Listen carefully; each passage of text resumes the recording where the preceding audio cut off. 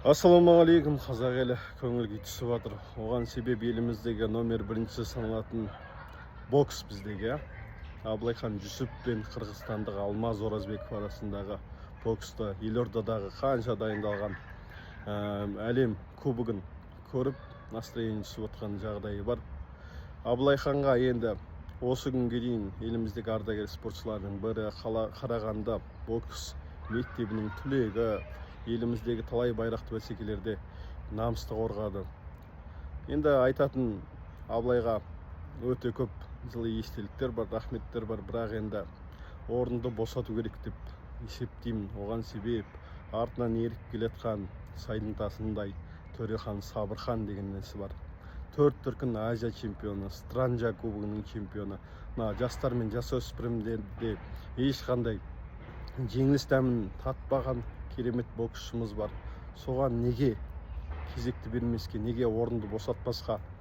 Қандай керемет боксер. Жастардан үлкен ұлттық құрамаға келіп қосылып отыр Төрехан. 4 дүркін Азия чемпионы, Странжа чемпионы. Жақында ғана Таиландта барған кештің жеңімпазы.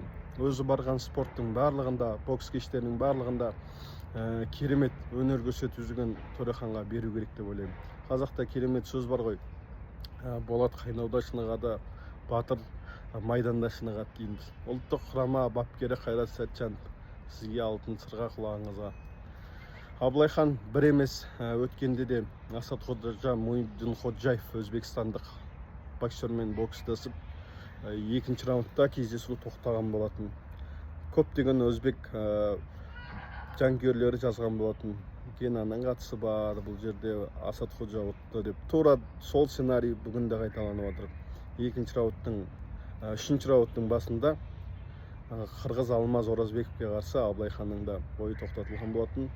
Оған себеп қабағының жарылуы. Егер қабақ жарыла беретін болса, 2028-де бізде алда Лос-Анджелес олимпиадасы келатыр ғой. Тағы да осы үшінші рет қайталанбауына кім кепіл? Сондықтан да пісіп тұрған Бекзат та кезінде 20 жасында олимпиаданы алды ғой.